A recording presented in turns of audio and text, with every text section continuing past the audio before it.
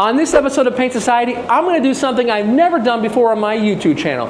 I'm going to use a SATA. And in today's episode, we're going to be spraying a black S2000. We have a new used door that we did a lot of body work and we primed it in black. And then we have the quarter panel, which should be a blend, but there was some chipping paint that we primed, and we're going to be going ahead and completely sealing and doing the full base coat all the way up to the edge. We have a great color match, so we can get away with this. And we have a brand new OEM fender. Now the door, we could not get brand new OEM, so we got it from the junkyard and we did some body work to it, but the fender, it's all looking good. We even went ahead and did that texture guard at the bottom. So at this point, what we're ready for is our sealer, our black sealer. We're gonna do our black base coat, and then we're gonna check out the SATA. We're gonna see, is it a good gun? Because I've never really used one in a long time.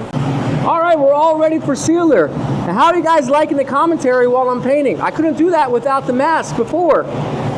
The funny thing is, after I made the video, I found out about the right mask and what I really need to get. I talked to 3M, and it turns out I'm going to be able to get that nice 3M mask. That's the painter's edition. This is for a little bit more industrial.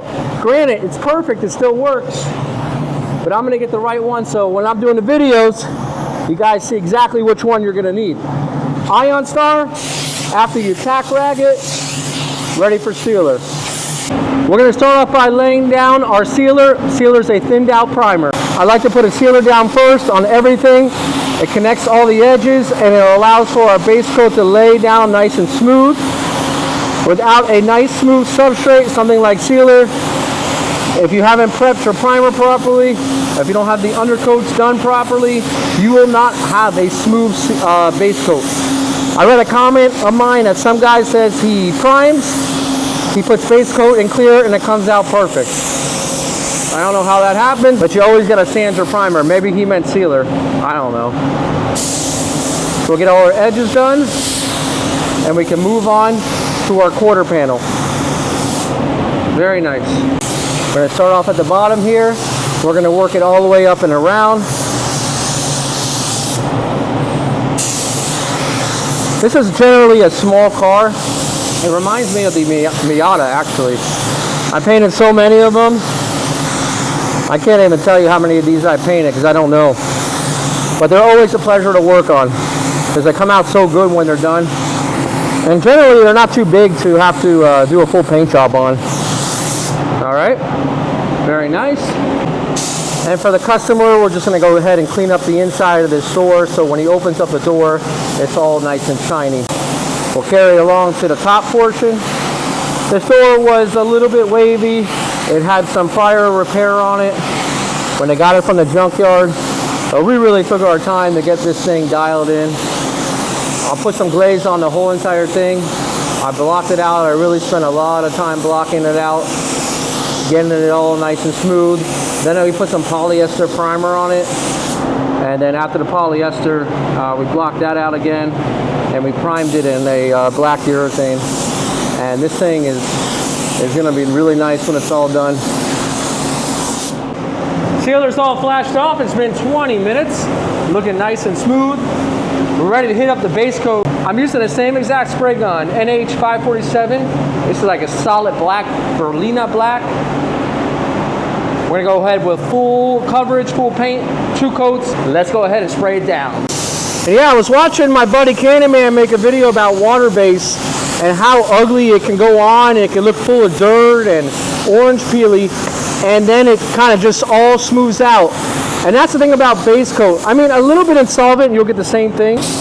Not as much, but your base coat sometimes can appear that it's not going on nice and smooth because you got to spray it on medium wet. And medium wet can sometimes look like orange peely. The best thing for you to do is to never try to overcompensate while you're spraying. Think about it like this. The base coat should give you a somewhat of a satin mirror finish as you're spraying it. So you should be able to see just a very faint reflection of yourself as you're spraying it. Not full gloss. That would give you an idea of how much you should be spraying it, how wet you should be spraying it. And then when it dries, it will flatten out. Now, honestly, what we're going to do here, I'm going to do 2 coats back to back. We already got black sealer, so we're good to go. We're going to hit this up, and then we're going to be done with each panel done. So I'm just gonna go over it, and this is just to make sure that it's completely covered. We already got that black sealer. We've got black base coat, so there should not be any issues in regards to coverage. We're just going right back over it. We can do this with solid colors because there's no setup of the orientation of the actual metallic. Now on the quarter panel, we're going to do the same thing. We extended it all the way to the front of the fender. Get up in our edges. And we're sprayed on nice and wet. Get that nice wet coverage. And we'll keep on moving on. We're moving at average speed, not too fast, just fast enough so we can see that wet edge and a little bit of that shine. And then I could just go back over it like this. Now when I clear, I always like to start at the bottom so I can see that wet edge. But when I base, it really doesn't matter to me. I can see what I'm doing here really well.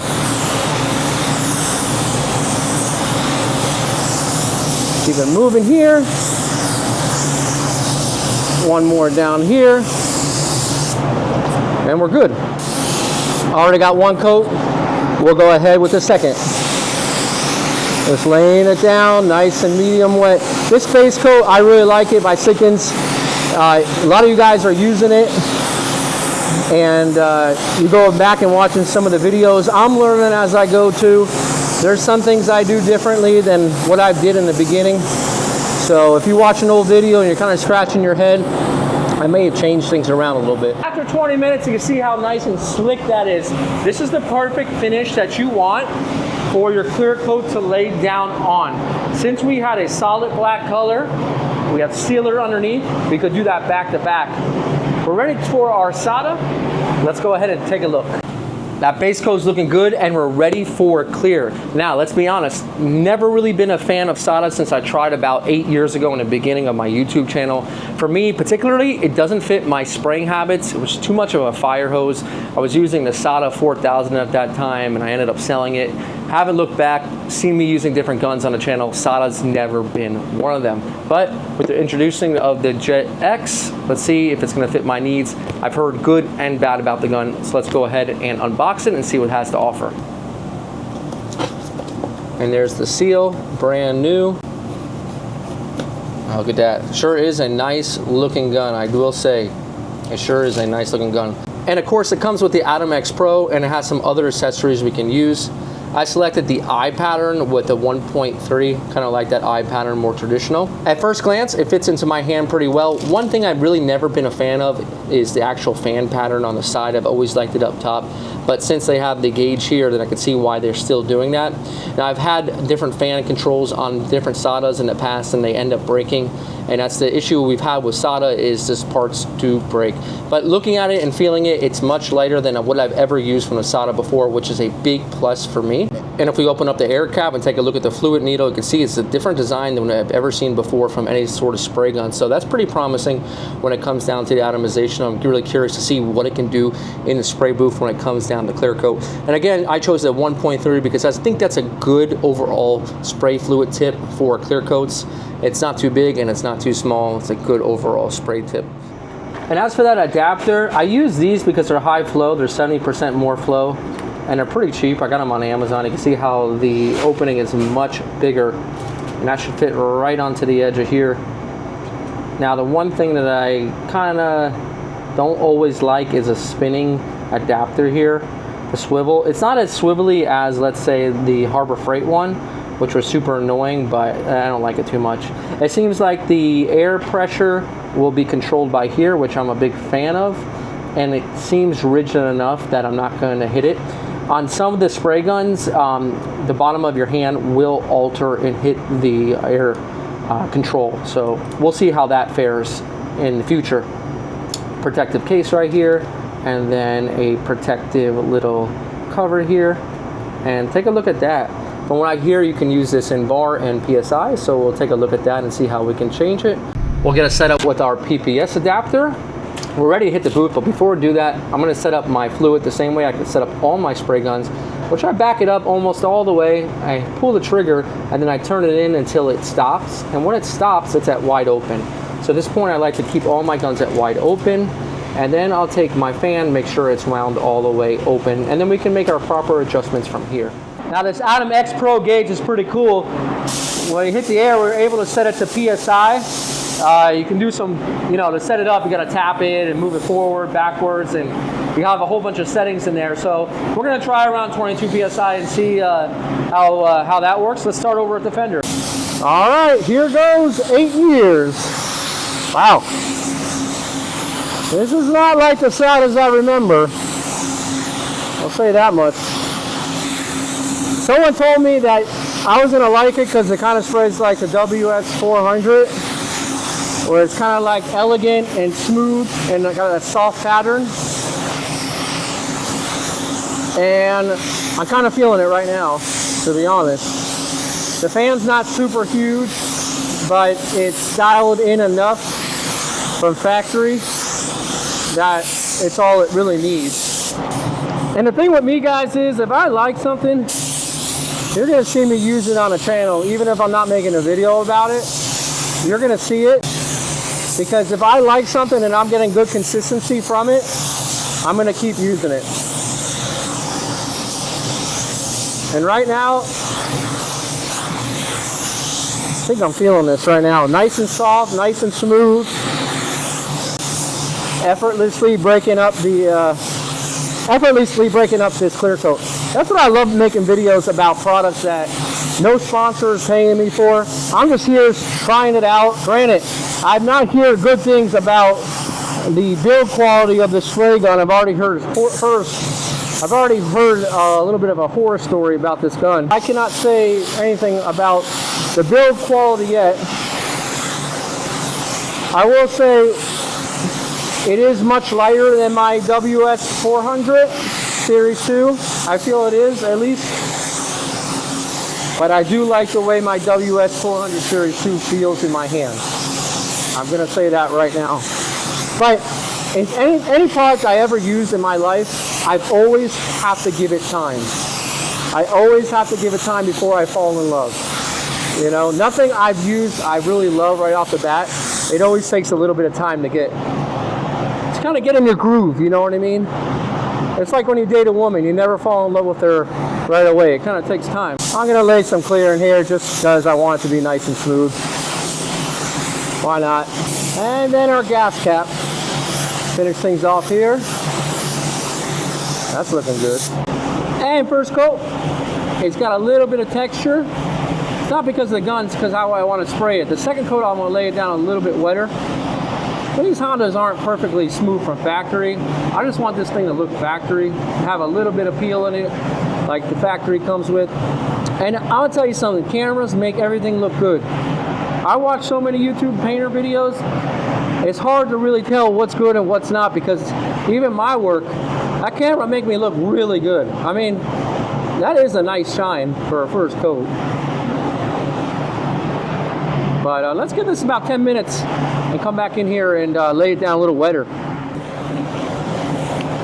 Now we're going to push the limits. So let's see what this thing can do. I'm going to see if it can handle it like my WS400. I want this thing to lay a little bit smoother, a little bit flatter. Around 24 PSI. We'll start off on the other edge. There's full gloss inside of the fender, so we're going to duplicate that, make sure it's the same on both sides. So when you go ahead and open that engine bay, you're looking at that engine bay, you got the same exact finish on either side. Our point of this whole job is to make sure a vehicle's never been in an accident, never looks like it's ever been hit. That's the job of what we do. So I'm going to lay it down just like the factory would, keep it nice and smooth. I'm going to slow up my pass a little bit, but what I'm going to make sure I do is extend a couple inches past the edge of my panel. That way I don't get no buildup.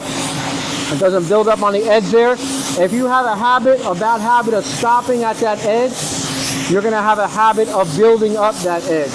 This is something that I've struggled with. Probably one of the biggest struggles I've had throughout my career is build up on the edge. Because what happens is paint has nowhere to go but that edge. So if you're heavy on that edge, it's going to collect at that edge in what we call picture frame. And we don't want that. We want our work to look flawless as possible.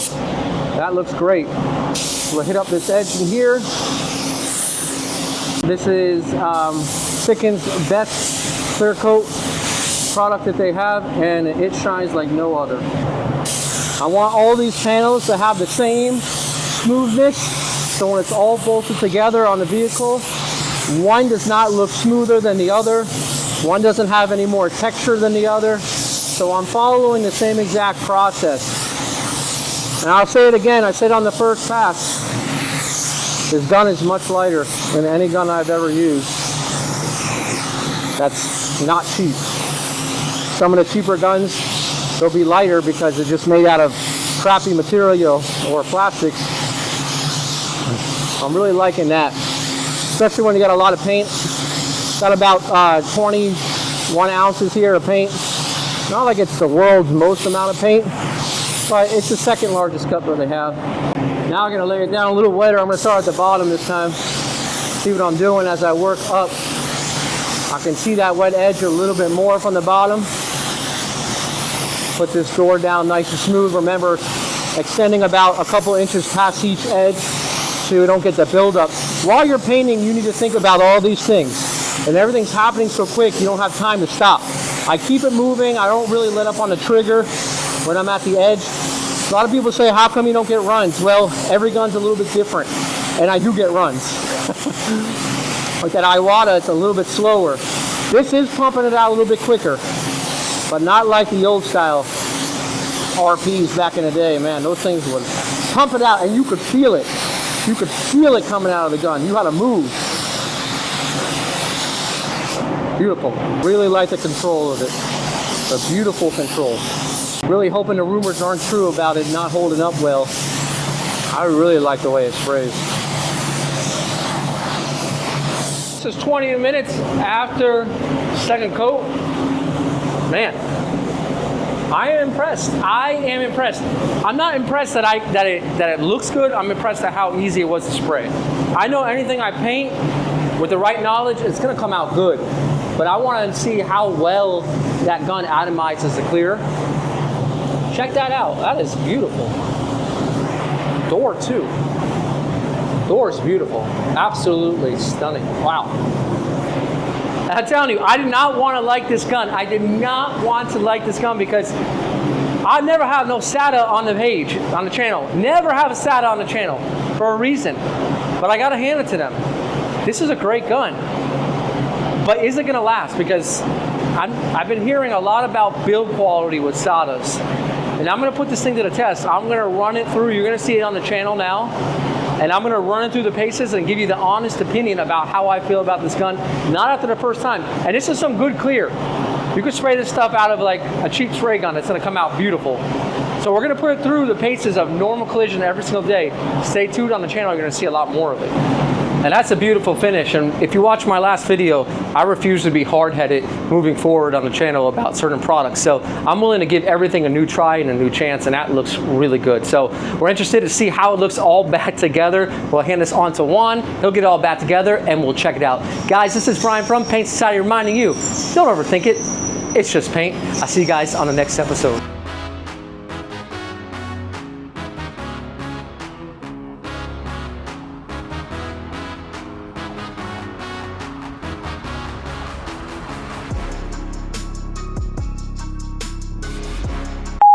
Yeah.